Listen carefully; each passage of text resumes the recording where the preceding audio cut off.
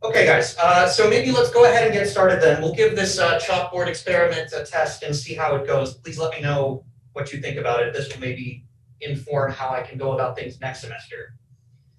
So I think there's maybe one or two items of old business that we should address before we dive on in. So I checked just before class started. I think I have homework 3 submissions from 9 out of 15 people in the class. So again, take your time. I'm not going to be a stickler about deadlines. Get it to me whenever you can. I know it's the end of the semester crunch and everything is especially insane right now. Please let me know if I am overloading you with assignments or if I'm being unreasonable. On a related note, I posted a new homework 4. Homework 4 is much shorter than previous ones. It is only 2 problems long instead of 4. So let me share screen momentarily and just quickly flash what's on that assignment. So this was just an opportunity to practice what we've gone over in class the last week or so. It is just 2 problems on scattering and bound states in 1 dimension. I nominally had it set up for a week due date because I intended it to be a short assignment, but again, this due date doesn't particularly mean anything. So take your time, work through it, take all Thanksgiving if you need, but I'm going to proceed as if I can give you short homework assignments like this, with a 1-ish week time span. Please let me know if that is reasonable or unreasonable. So you can see the problems here. So the first one is variations on the particle in a box, specifically the infinite square well. So we went through in class the details of the finite square well, which is a lot harder. The infinite square well came as a limit of the finite square well. And this is just a variation on a problem from Shankar. This is very similar to exercise 5.2.1 from Shankar, but with one little detail. In that setup, they have the box going from minus L/2 to L/2, and the box is expanding symmetrically. In this case, I have the box from 0 to L, and L, one side of it, is doubling. So that will change the answer somewhat. Don't be surprised if you get a different answer from what Shankar has there. So this one is just about if you prepare something in the ground state of the box of length L, and then suddenly the potential changes, calculate the probability to find it in the ground state of the new box. That's very similar to the probability exercise from homework 3. You have a quantum state, and you find the probability of a certain measurement by finding the overlap with the new ground state. So similarly for part B, this is sort of the opposite limit. In part A, you have a box where the potential is changed almost instantaneously so that the wave function is frozen in the original ground state, and you just calculate the overlap. The opposite limit is if the potential is changed extremely slowly. This is called the adiabatic approximation. And in this limit, the wave function sort of stays in the ground state continuously the whole time. So this is, or not the ground state, it stays in the same quantum state n, continuously the same time. And so this is a comparison between the force obtained by taking the derivative of the energy in quantum mechanics and comparing that with the expected force or average force of a particle bouncing around in that well. And then as promised, part C is the delta well potential. So it's a bound state of essentially 0 width and infinite depth given by the delta function. And you're supposed to show that it has a bound state with the following energy. This is very much along the lines of what we did in class, solving the Schrodinger equation in 1 dimension. But the difference from what we did in class is that because the delta function is singular, you will not have a differentiability condition. And that's what this hint is saying here. The wave function is continuous but not differentiable. Instead, the slope changes by a finite amount. And to find out what that discontinuity is, what the change in slope is, you have to integrate over the delta function. So that's this recommendation of integrating over a small window epsilon around 0 so that you can collect the delta function and find out the consequence on the Schrodinger equation. This is, again, a very standard problem. You can always benchmark your answer against Wikipedia. And so similarly, for scattering in 1 dimension, we worked out in class the case of a step-up potential. I've summarized the results here, especially because I saw I had a typo in the notes. So these are the correct reflection and transmission coefficients. This is sort of the opposite case of a step-down potential, where you start off with the higher energy and you step down to 0. And you can calculate similarly the reflection and transmission coefficients from that potential. Very similar to what we did in class. And I just ask you to comment on how is it similar, how is it different from the step up potential we did in class. And then similarly, one can calculate reflection and transmission for the delta barrier. And this is positive delta function as opposed to negative delta function, but otherwise it's basically the same as in problem. Okay, that's it. Any questions or comments before we get started on quantum mechanics for today?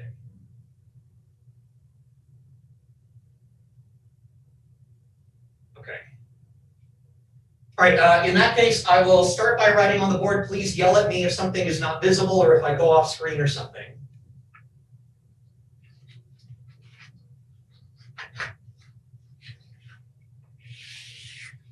All right, so last time we discussed scattering in one dimension, and that was the vehicle for introducing the probability current J as a way of defining the reflection and transmission coefficients of plane waves. And we got most of the way through the first pass of the harmonic oscillator in one dimension, and we used what I would call the brute force approach.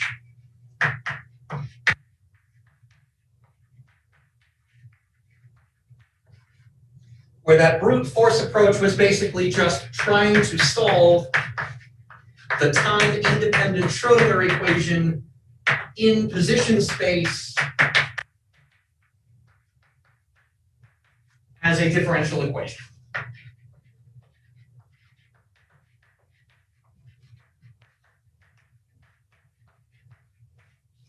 This is not a very elegant way of doing it. It's not necessarily a very insightful way of doing it, but it can work.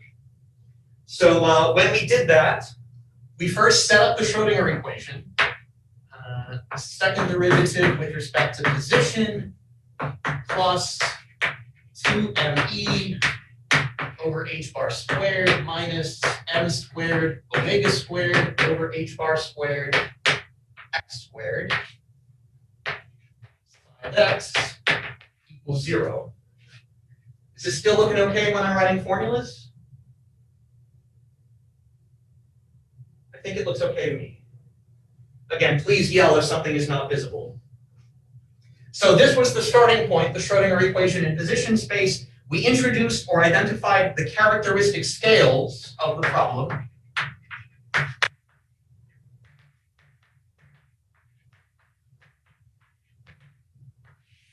We said the characteristic scale of length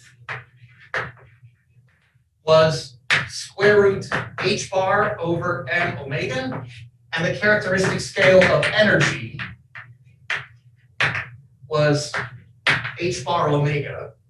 And in terms of dimensionless variables, x tilde square root m omega over h bar x, am I off the side of the board here?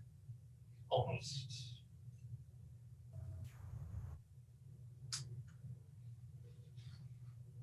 And dimensionless energy, E tilde, E in units of h bar omega, we rewrote the differential equation as d squared psi dx tilde squared plus 2e tilde minus x tilde squared psi of x tilde equals 0. This got us part of the way there. Probably the most useful step that we've gone through so far was extracting the asymptotics.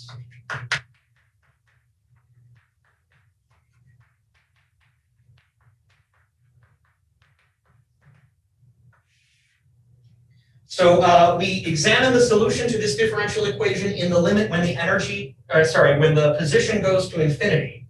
So we looked at x tilde goes to plus or minus infinity. And we found by solving the equation asymptotically that the solution must possess the asymptotic behavior psi of x is some pre-asymptotic function which is yet to be determined with a Gaussian tail, e to the minus 1/2 x tilde squared. And by removing that known asymptotic behavior from the differential equation, we reduced it down now to a simpler equation just for the polynomial part, the prefactor.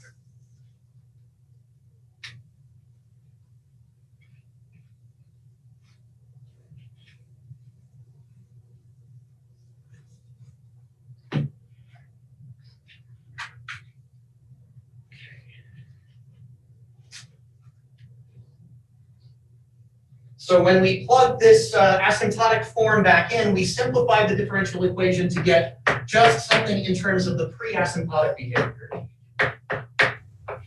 You're off to the left now. Am I off the side of the board? Yes, I am. Can't quite get the camera pointed the way that I want. It's all right, I'll just jiggle it back and forth.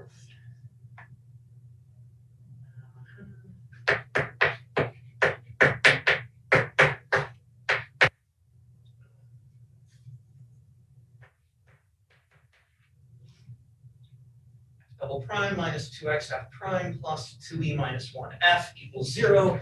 And this is Hermite's equation.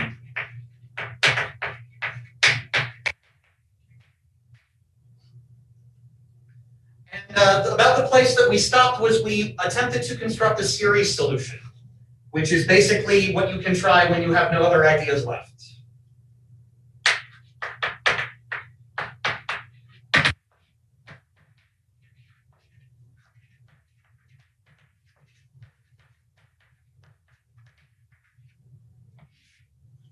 So if we assume a series solution, f of x tilde is a summation over all powers, n equals 0 to infinity, some coefficient cn x tilde to the n, then this determines f prime and f double prime and can be substituted back into the differential equation. Then f prime is sum n going 0 to infinity, cn times n, x tilde to the n minus 1. And f double prime is sum n going 0 to infinity, cn n minus 1, x to the n minus 2. How does this look so far?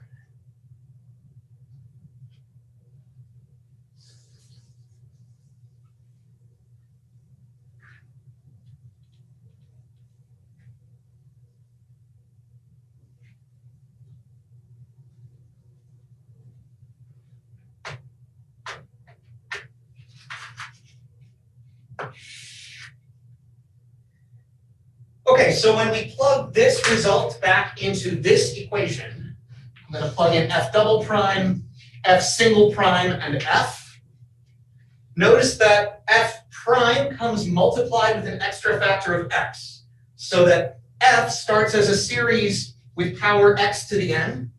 F prime is one power down, but when I multiply it by x, I raise that power back up to n. So for example, when I plug this back in, I get from the double derivative terms, sum going 0 to infinity, cn n minus 1 x to the n minus 2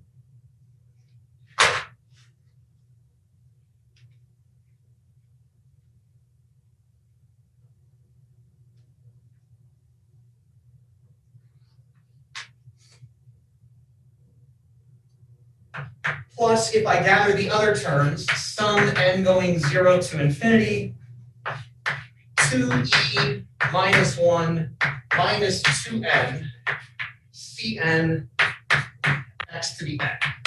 And those things all add up to be 0. Still visible? Looks like it. Okay, so the strategy is to say that different powers of x are linearly independent. So for instance, if I didn't have that first term, if I just had this with x to the n equals 0, I know that I can never add up different powers of x to the n to get 0 unless the coefficients that multiply them equal 0. So I've almost got that, but first I need to shift that first series to make this power x to the n. And then you see that even though the sum is supposed to start from n equals 0, it really doesn't. At n equals 0, the coefficient is 0. At n equals 1, the coefficient is still 0. So this series actually only begins from n equals 2. And at n equals 2, that power starts with 1 plus x squared, the same thing as this. So they really are the series starting from the same place. I just have to relabel the index to show it.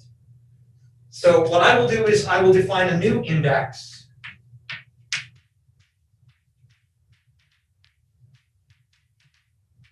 So let me call this n prime to be n minus 2, so that then this thing is n prime.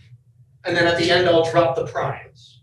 This is equivalent to saying that n, which I have in the series, is the same as n prime plus 2. So I will plug this back in. And when I do that,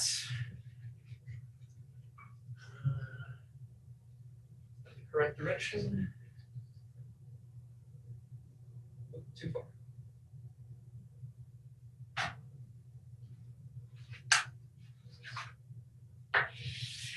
So when I plug that back in, I get sum n going 0 to infinity of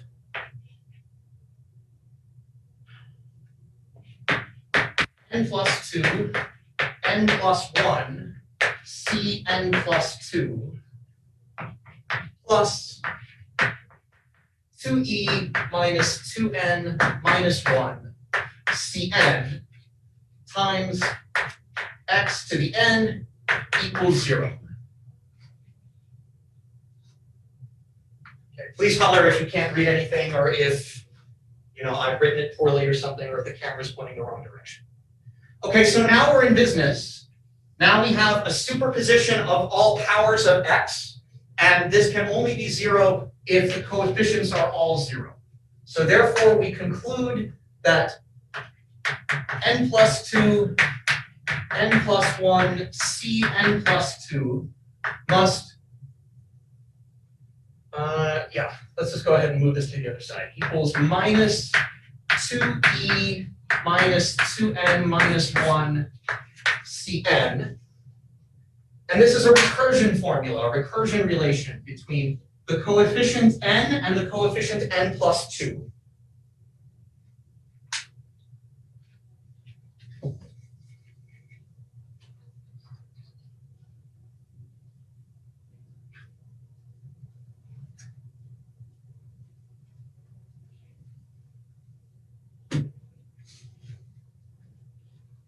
Okay, back to the opposite side of the board.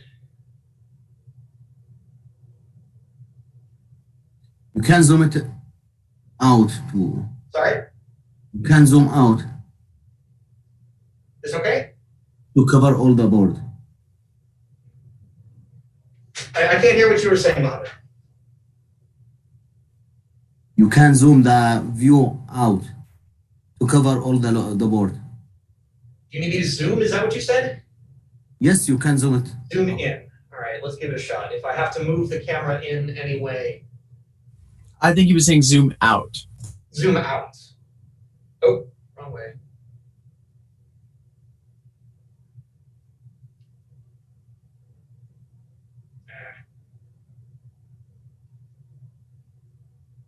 That's still legible? Still visible to everybody? Yes. Looks good. Okay. I should also log in on my computer. I can probably hear you better with my own speakers.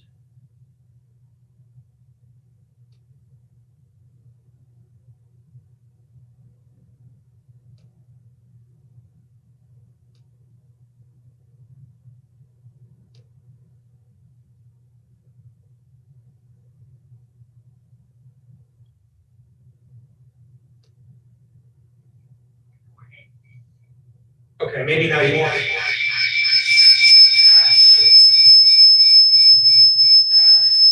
Sorry. Okay.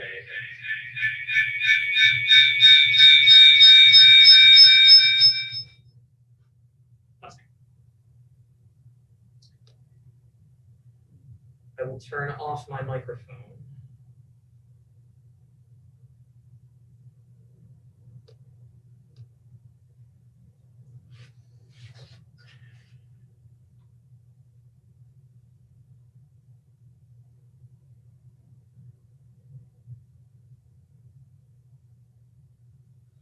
I'm not sure if that's any better or not.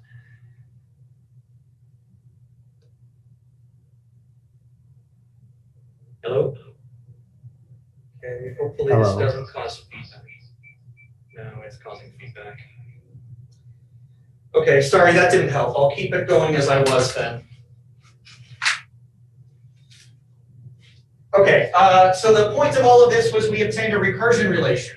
Cn plus 2 is negative 2e minus 2n minus 1 over n plus 1, n plus 2, Cn. And this recursion formula is basically the solution to the differential equation. This allows us to construct the series that has the right properties. It's worth noting that that recursion relation is a second order relation. So it relates Cn to Cn plus 2. And that means it only relates powers that are all even or powers that are all odd. So we have actually two separate solutions to this.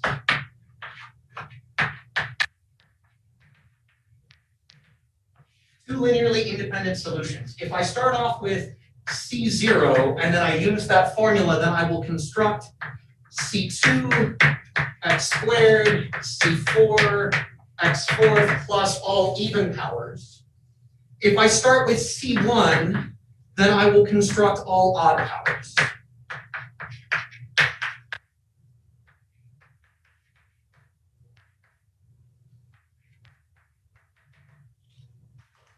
And so these two solutions are a natural basis for the functions because one is an even function and one is an odd function. So this even function is the solution with even parity or positive parity.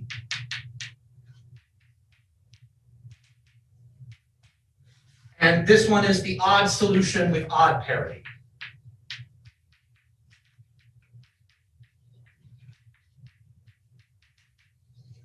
And we discussed briefly last time when we set up the Hamiltonian that it had mirror symmetry. P goes to minus P and X goes to minus X.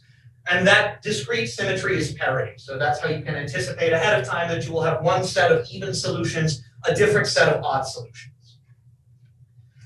There's one last glitch in this solution, which is that the series cannot continue forever. If you allow the series to continue forever, you will mess up the asymptotic behavior that we carefully constructed to be a Gaussian. So in order to preserve that Gaussian tail, the series must terminate.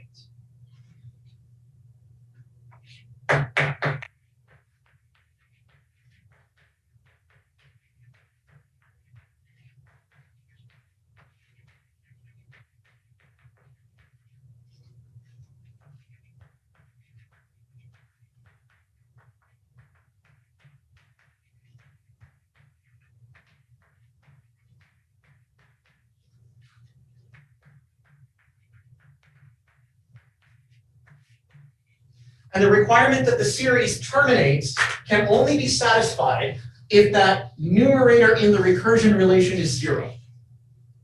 So this is why I wanted to be clear about the even series versus the odd series being two different solutions. This even series, if I terminate the series here, will stop generating higher powers 4, 6, 8. It won't tell me anything about the odd ones, but that is an independent solution starting from 1, 3, 5. So the condition for the series to terminate is that 2e minus 2n minus 1 must be equal to 0, or if I solve this for the energy, I obtain a quantization condition. Or if I put the dimensionful units back, the energy must be n plus 1/2 h bar omega. And so this is my energy quantization condition.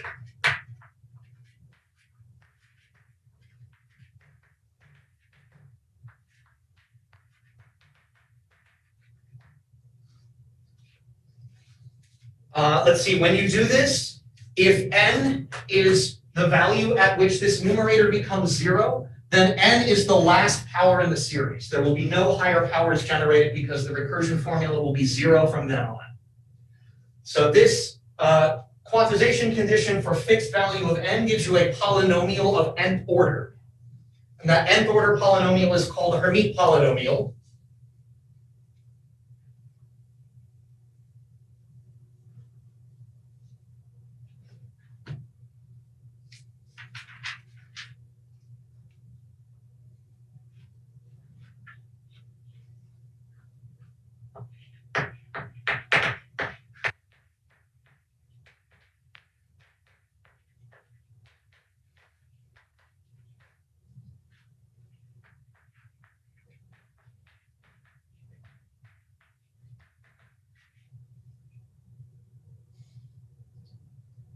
And so the solutions are referred to as Hermite polynomials.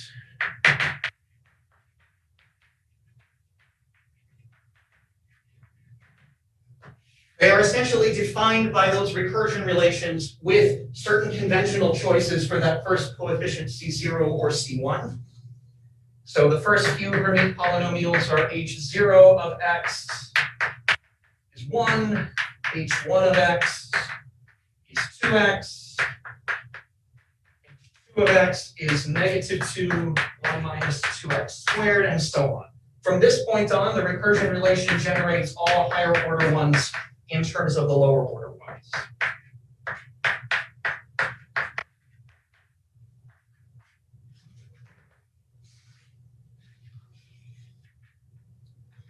Okay, so a couple of comments about the solution.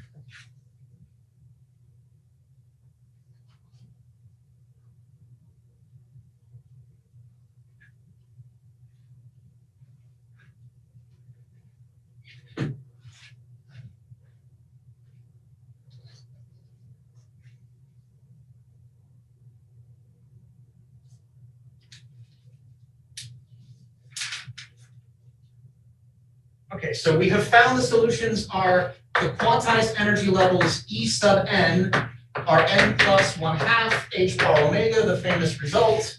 The wave functions themselves were psi n of x. Now putting all of the dimensionful crap back. There's a prefactor which is pi h bar 2 to the 2n n factorial squared m omega to the 1/4 times the Hermite polynomial hn with now the dimensionful factor restored m omega over h bar x and the Gaussian tail e to the minus m omega over 2h bar x squared.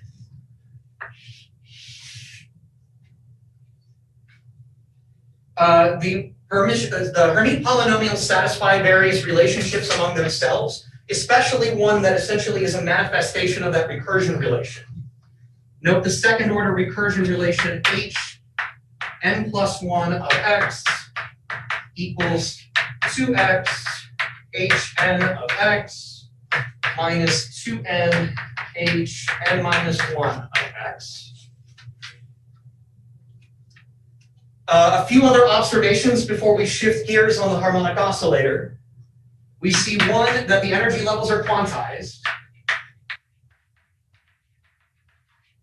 Although we arrived at that by a very circuitous and convoluted route by demanding that the series terminate with some asymptotic behavior. The second important feature is that there's a uniform spacing.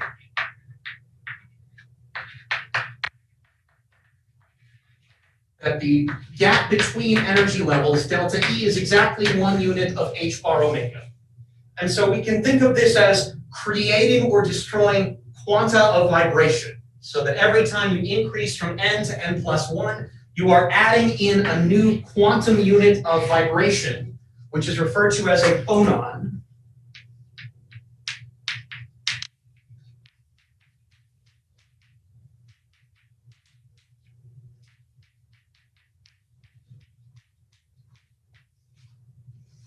And each phonon that you are adding or subtracting has that quantized energy h bar omega.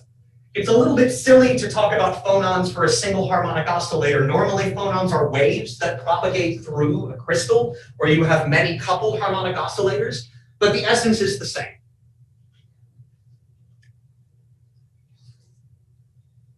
And it's also worth noting that there is a non-trivial 0-point energy.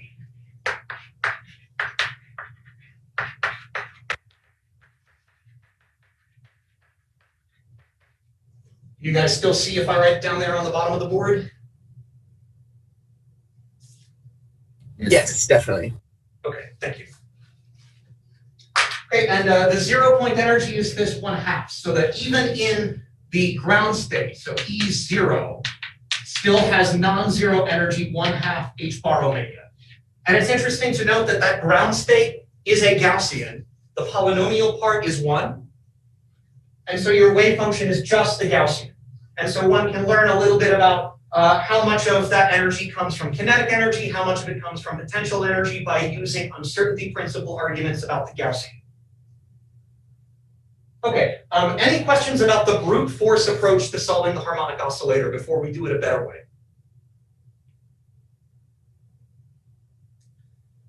Okay.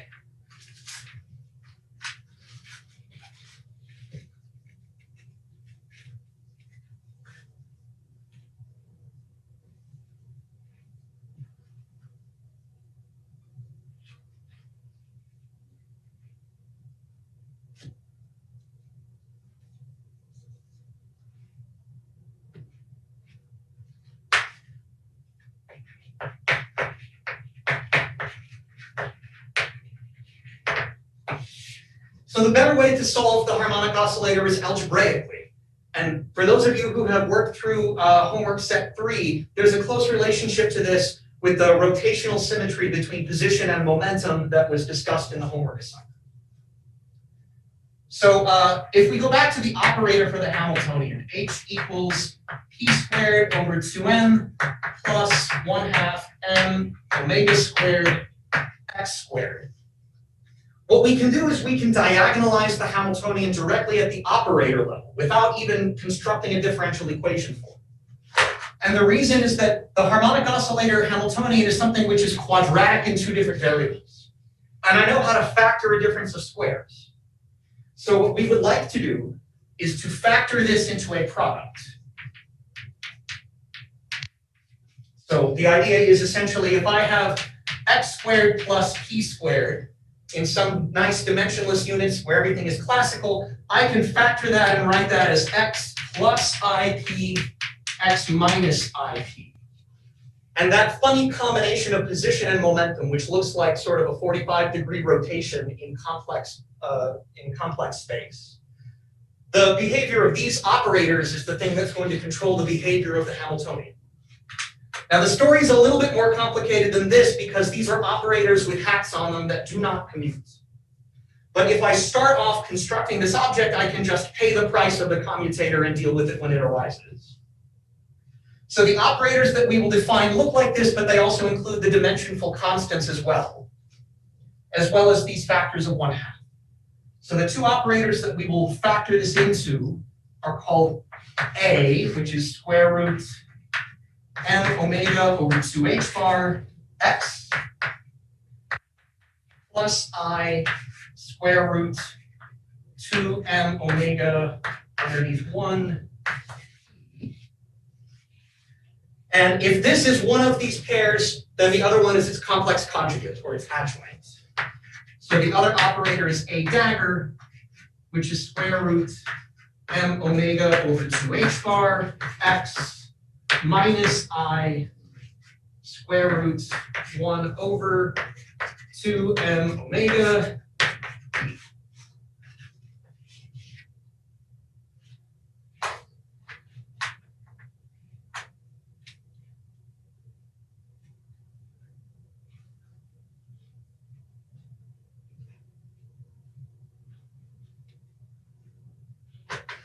So these operators are referred to as ladder operators, or raising and lowering operators, or creation and annihilation operators. These are all synonymous terms, and you'll see why that they directly result in creation or annihilation of one phonon, adding or subtracting one vibrational excitation from the harmonic oscillator.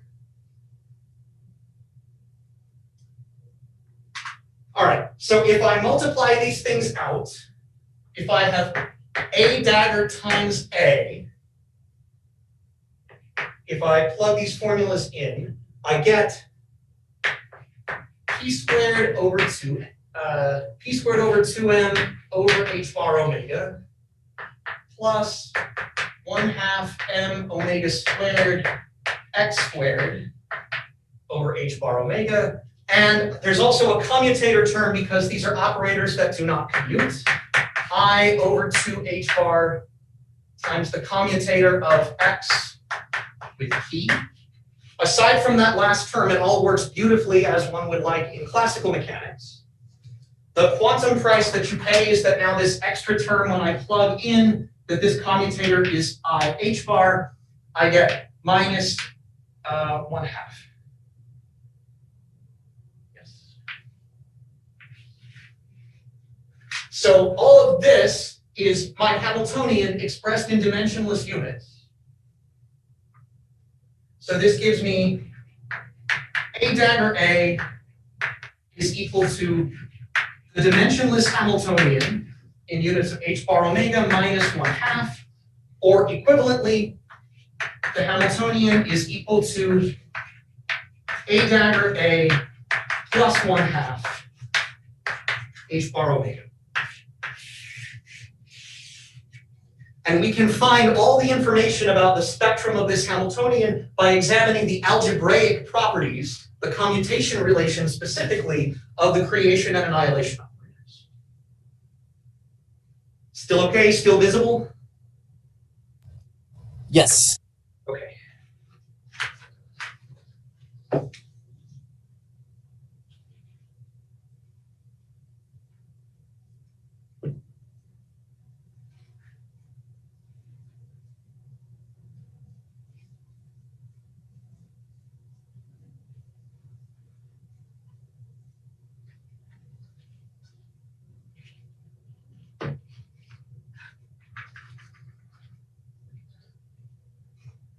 Okay, so the first thing to work out is what is the commutator of A and A dagger amongst themselves?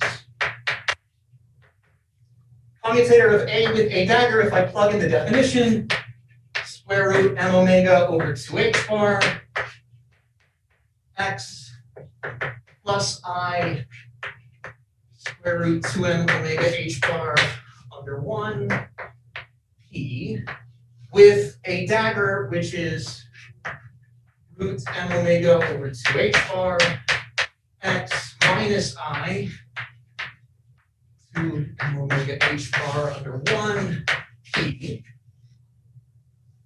So when I evaluate the commutator, x commutes with itself, p commutes with itself. The only thing that doesn't commute is x with p. So when I open up the brackets for the commutator, I only get something non-trivial from the cross terms. The first cross term is this one. And so when I multiply that out, that gives me minus I over 2h bar commutator of x with p. From the second term, that's this cross term, I get plus I over 2h bar commutator of p with x. Commutator of x with p is just I h bar. Commutator in the other order just comes with a minus sign. And when I plug all of this in, I just get 1.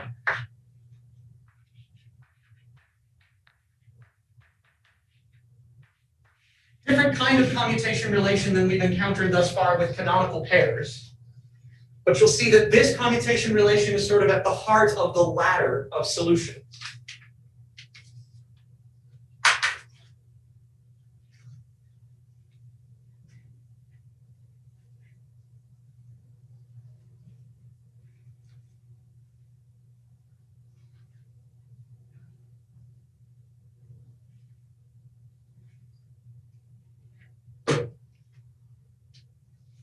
Okay, so from this, now I can compute the commutator of A or A dagger with that quadratic combination, which is the core of the Hamiltonian.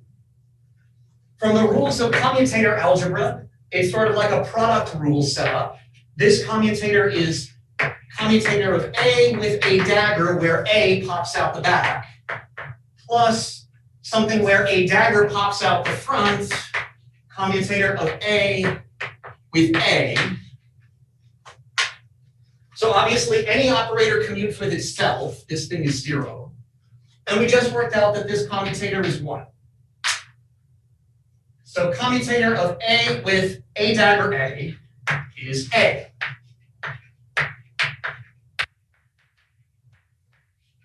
And similarly, if I take this expression and I take the dagger of it,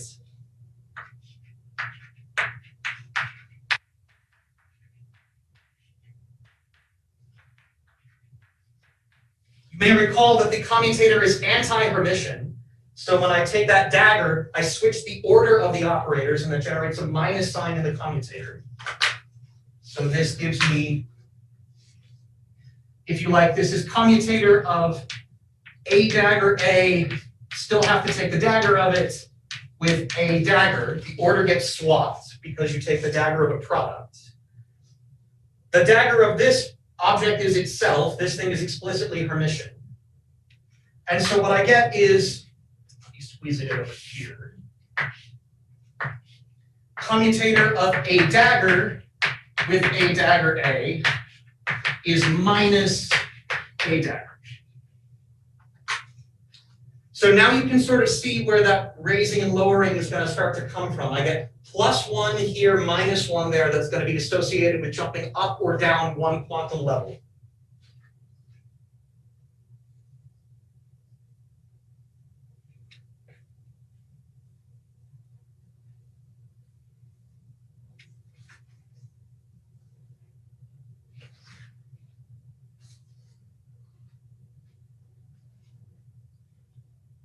Okay, so to see the importance of this, let me remind you about how we arrived at the conclusion about the commutation relations between two operators and the eigenstates that they share.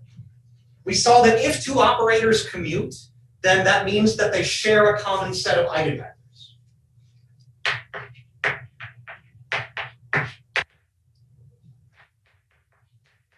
If commutator of omega-1 and omega-2 was 0, then this led to the implication that if I have an eigenbasis of one of them,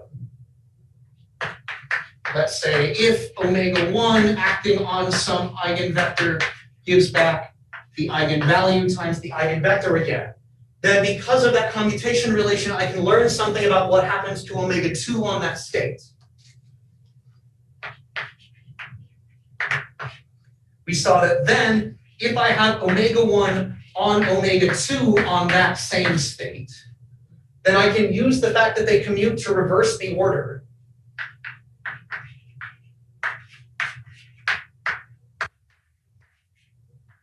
And the fact that this is an eigenvector to get omega-2 on omega. And this was our conclusion that omega-2 acting on that same eigenvector is also an eigenvector with the same omega. So this is what happened if the commutator was 0. We have a very similar situation now with a dagger A, which is the heart of this Hamiltonian, and these creation and annihilation operators. So this will tell us about other states which are eigenfunctions or eigenvectors of the Hamiltonian, but it's not going to be just this simple. It's not just going to say the eigenvectors are the same. Because they're related now, you're going to shift those eigenvectors and give you a different quantum state. So that's how the logic is going to go now.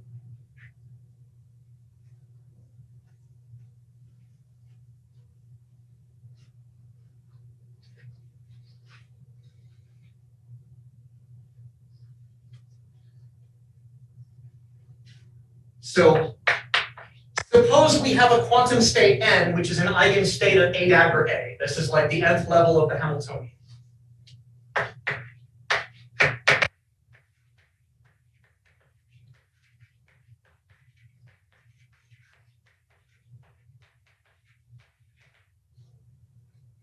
So that is a dagger A on the state n returns an eigenvalue n times the state back. I'm not necessarily assuming anything about quantized or equally spaced levels yet. This is just some eigenvector. Then now I can construct a different eigenstate by letting a dagger A mix up with either A or A dagger. So now what happens if I have a dagger A followed by A acting on that same state? Just like we had here for the case where the operators commute. Except now these ones don't commute in a very special way. So when I use that commutator, I can reverse the order A dagger A. This is the term I would have had if the commutator was 0. Since the commutator is not 0, I have to subtract off the non-commuting piece.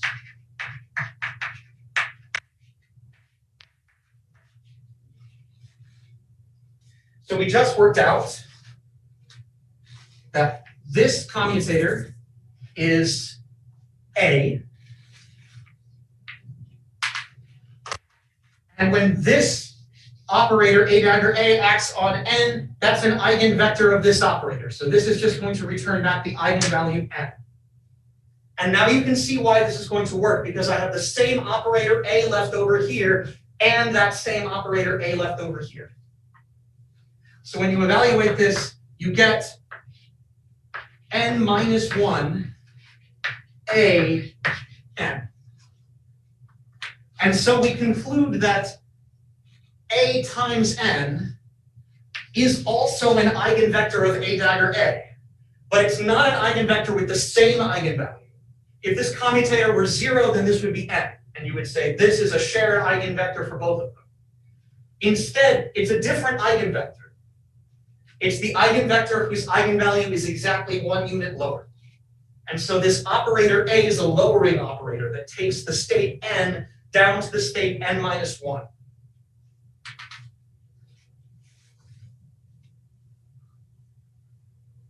So let me write that in words.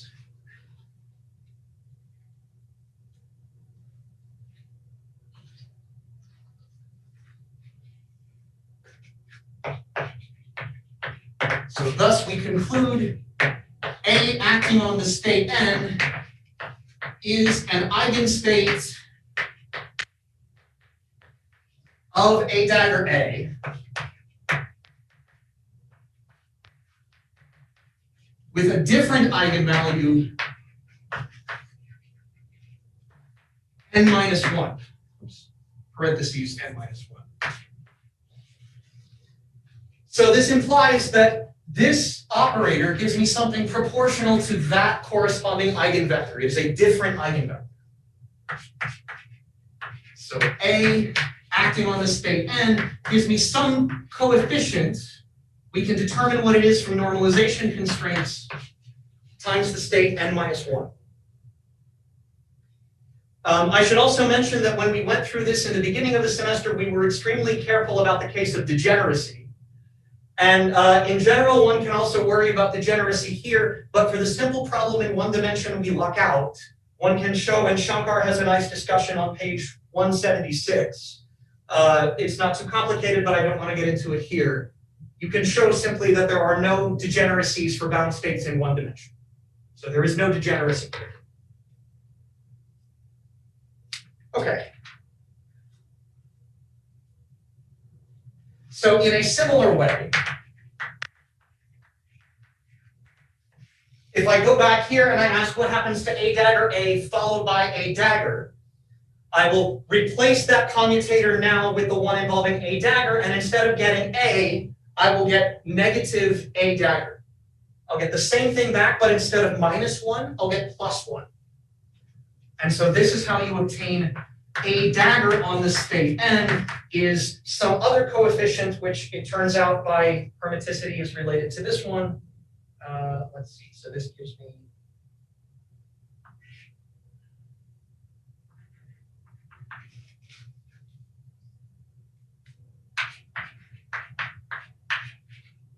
I believe that is correct. Okay. So this is what I mean when I say that these are ladder operators, or raising and lowering operators. So A is a lowering operator or an annihilation operator. It eats a phonon and decreases the quantum level by 1, whereas A dagger is a raising operator or a creation operator. It creates 1 phonon of excitation.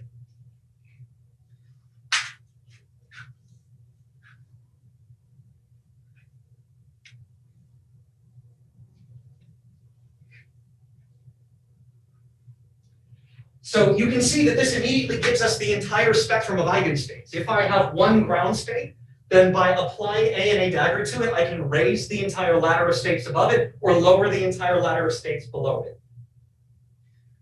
One other thing that we can do is we can work out that coefficient. If I have A dagger A sandwiched between its own eigenstate. So this must give me n. Applying A to it gives me, so I should say, by the way, this is n times the overlap of the states. And I'm assuming that the states have already been normalized to 1. That's going to give me the constraint on this coefficient. So A acting on n gives me some coefficient Cn times the state n minus 1. This is just the adjoint of that statement. So this is n minus 1 the bra, Cn complex conjugate. So on the left-hand side, I get Cn modulus squared, n minus 1, n minus 1. As long as all of my states are properly normalized to 1, then this just tells me that that coefficient modulus squared has to give me n, and I can simply choose this to be square root of n.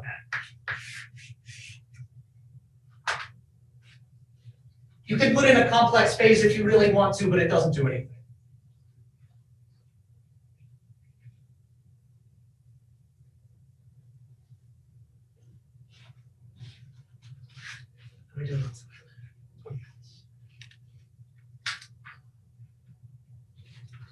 Okay, so to summarize, this has given us basically the entire algebraic structure of this Hamiltonian. The Hamiltonian has been factorized into A dagger A plus an extra 1/2 from the non-commutation of the operators. So this means that the eigenstates of this Hamiltonian are the eigenstates of A dagger A, which is that ladder of states. N plus 1/2 h bar omega will be the eigenvalues. We saw that A is an annihilation operator. It acts on the state n. The coefficient is square root n, and then it lowers the state by 1. A dagger is the creation operator. That gives me square root n plus 1, n plus 1. And this is driven by their commutation relations. Commutation of A with A dagger gave me 1. And correspondingly, the commutator of A with A dagger A was A dagger with A dagger A is minus A dagger.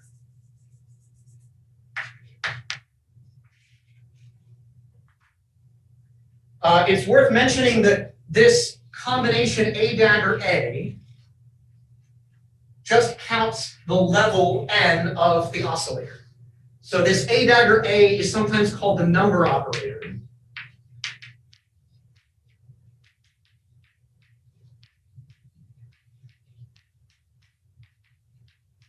It counts the number of phonons in your system, the number of quanta.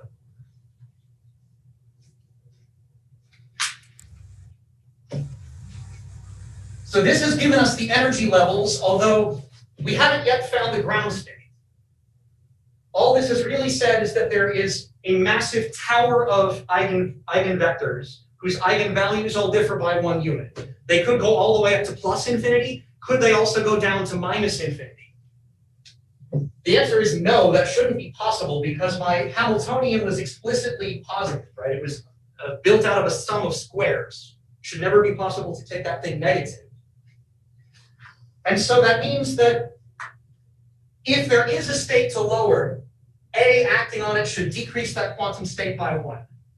Unless you're in the ground state, then if you try to lower it from 0, if there are 0 quanta to remove, A on that state should give me 0. So the statement is the ground state n equals 0 cannot be lowered further.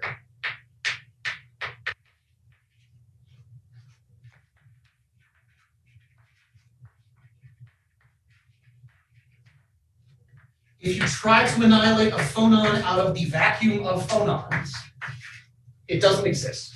Cannot lower it. Vacuum of phonons.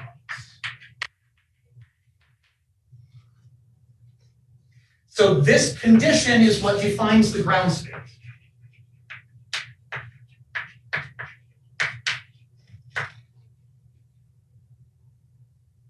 And so then that tells you that the Hamiltonian acting on this state 0,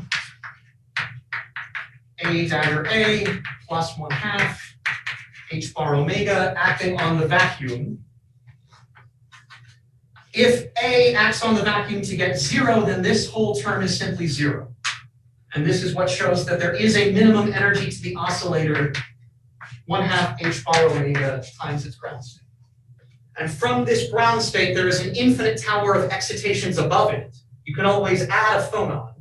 But if you subtract them, you can always get to a minimum, the vacuum of phonons that cannot be lowered further.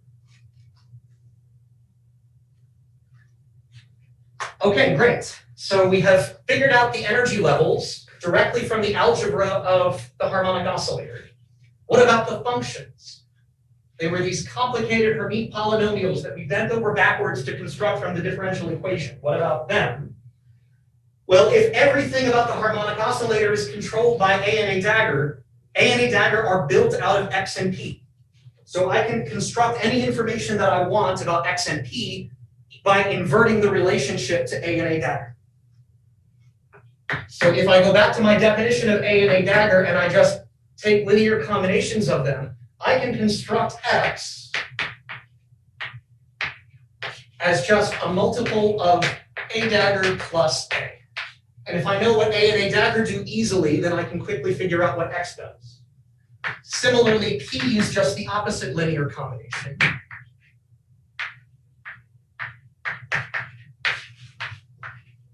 A dagger minus A. So, still got 15 minutes. I think I have time to show you this example. So this is an extremely powerful approach. If you wanted to calculate something like find the uncertainty in the ground state directly from the Hermite polynomials that we constructed in position space, good luck. That's going to be a disgusting integral that probably Mathematica can do, but it's going to complain about it. And if you give it something even harder than that, it might be real tricky. So for example, how can you use this? Compute the uncertainty, delta x, let's say the variance, delta x squared, in the state n. So the definition of this variance, delta x squared, is defined to be expectation value in the state n of x operator minus its mean squared. If I open up the parentheses, then I get something that does indeed look like a variance. Expectation of x squared minus expectation of x squared. Now I just plug in what x is in terms of A and A dagger, because I know exactly what A and A dagger do to the state n. There's some overall coefficients. I get h bar over 2m omega. In this first bracket, if I expand the square, I get A dagger squared plus A dagger A plus A dagger plus A squared on the state n.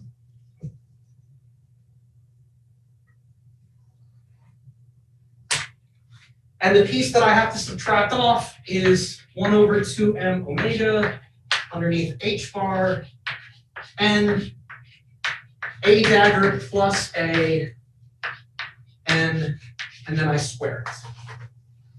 So now is where all of the advantage comes in. Because I know A and A dagger raise or lower the state. So if I have the state n and I hit it with A, I'm going to get the state n minus 1. And then I'm going to project it onto the state n. Right? So this, one of these two terms is going to be n, A, n, which is n. I don't even need to worry about the proportionality. I'll just put a squiggle. N times n minus 1. And that overlap is 0. They are orthogonal quantum states. So I can't start in the state n, raise it or lower it to something different, and then get an overlap with the same state I started with. this is always going to be 0. Cannot contribute. Because A and A dagger change the number of phonons. And this expectation value is in a state with exactly n phonons. In the same way, when I look at this matrix element, A squared is going to subtract 2 phonons from the state n. Then it will no longer have n phonons in it. This one is going to give me 0. Same here, this one is going to give me 0. The only thing that can ever be non-zero in an expectation value like this is something that keeps the number of phonons conserved. Here, first I subtract 1 and then I put it back. Here I first add 1 and then take it away. Those are okay. And those are completely determined by the commutation relation.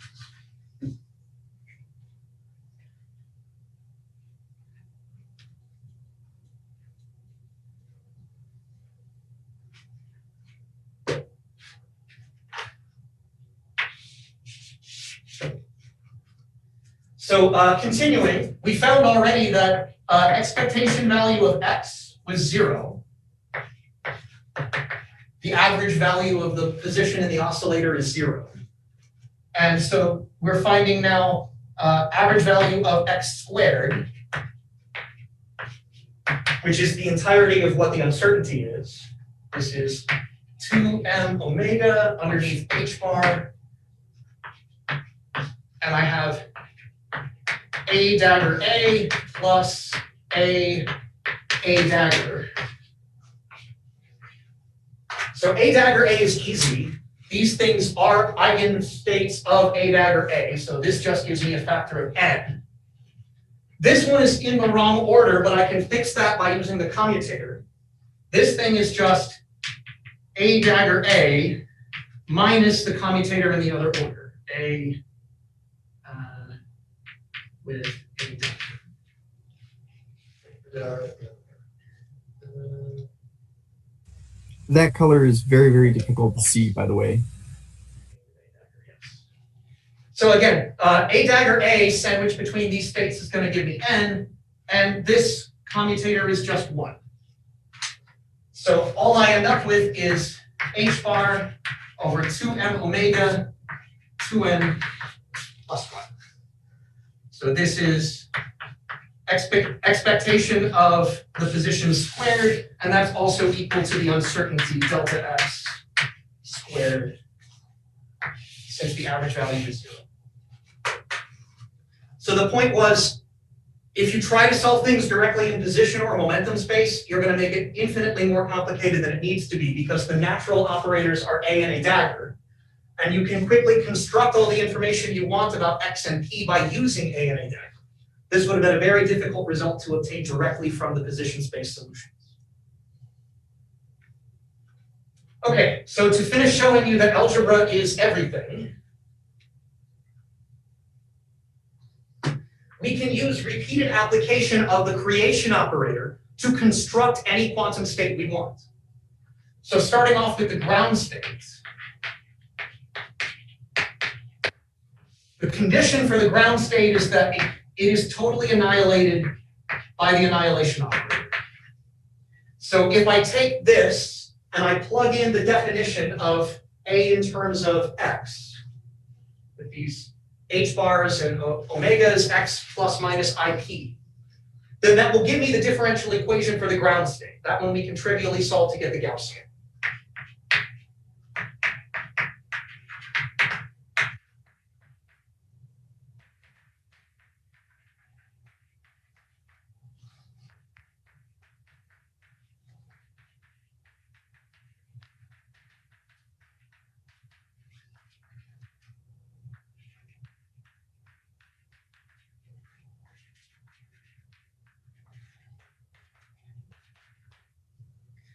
I have the ground state, I can create any excitation above that by repeated application of the creation operator.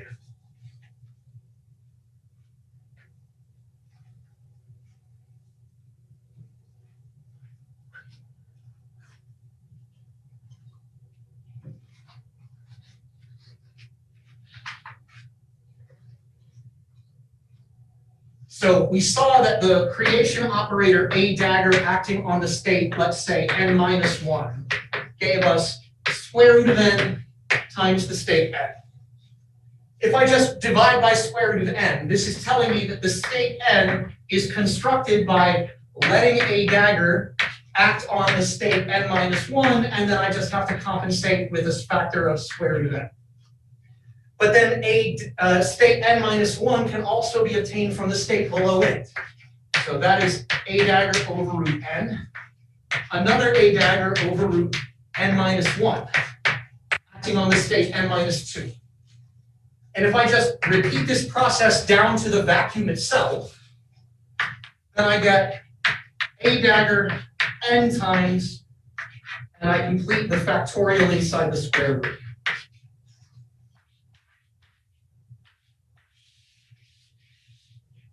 So I can quickly construct the state in position or momentum space by allowing a dagger to act n times on the vacuum with the appropriate normalization factor.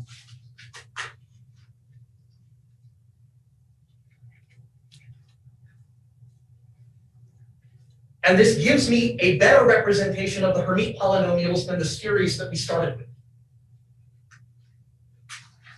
So if I just plug in the relationship of a dagger to x and p, then this gives me the differential equation that will specify the Hermite polynomials. So then the wave functions psi n of x are just the projection of state n onto the position basis. And the state n is given by this. So this is 1 over square root n factorial x a dagger to the n acting on the vacuum state. And I can plug in what a dagger is. This is 1 over root n factorial x root m omega over 2h bar x minus I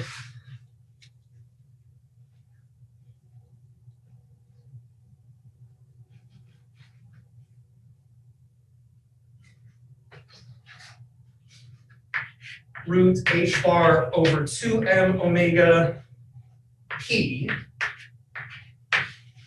raised to the nth power acting on the vacuum 0.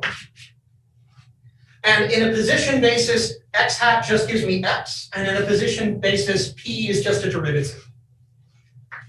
So this is 1 over root n factorial x. If I pull that through, I just get the wave function. So this is now root m omega over 2h bar, just the variable x, minus root h bar over 2m omega d dx, n times acting on the ground state wave function, psi 0 of x. This is way better than that weird series solution. Now I can explicitly start with the Gaussian, and by repeated operation of x minus derivative, I can construct the Hermite polynomials. So if you make these things dimensionless, if we go back to our variable x tilde, then what we obtain is the generating function of the Hermite polynomials.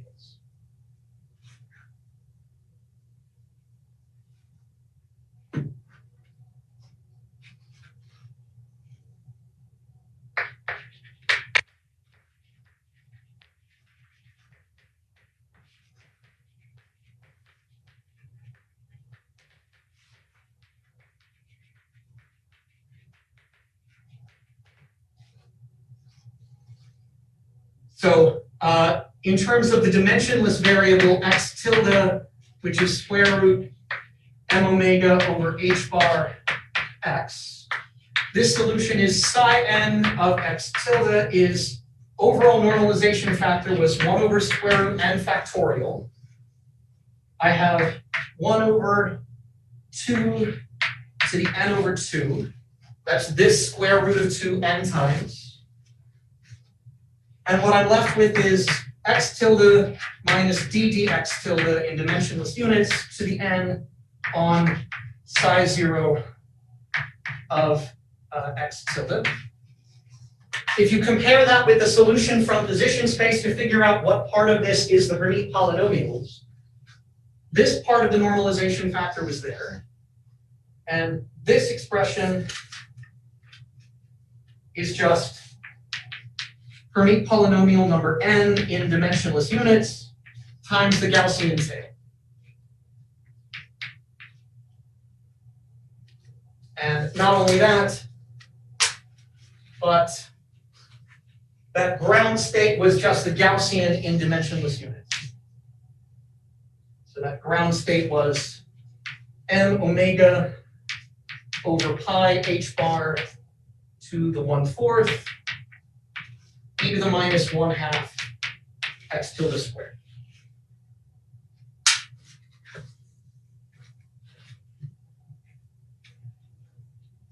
Fantastic, right on time.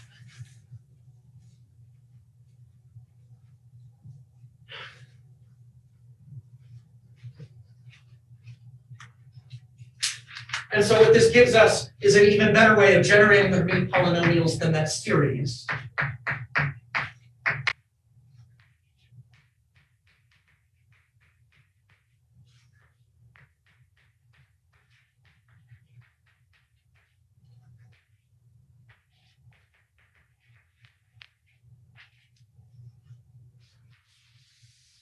So my takeaway from all of this is, man, Hermite should have solved the harmonic oscillator problem instead of just pounding away at that differential equation. All of the key structures that are present in the differential equation we work so hard to solve are made explicitly manifest in terms of the creation and annihilation operator.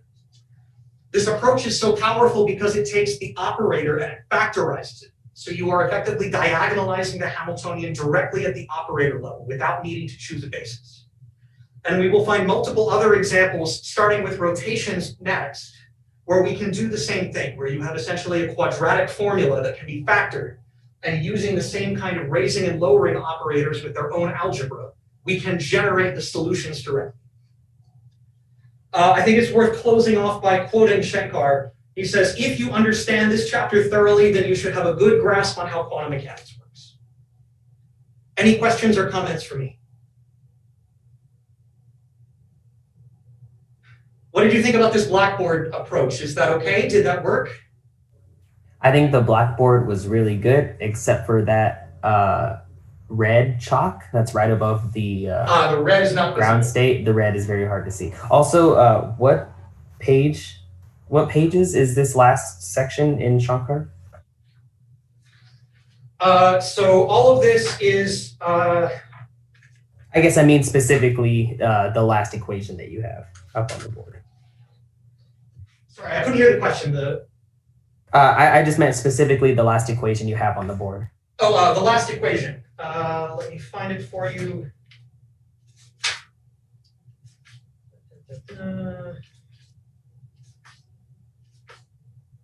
Shankar goes through some other examples. Here, page 218. Thank you.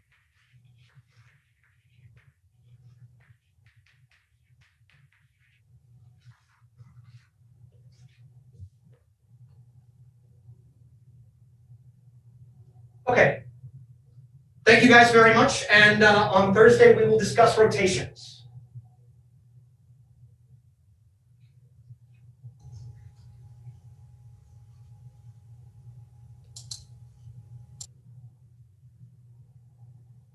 I'll try and figure out the audio for next time.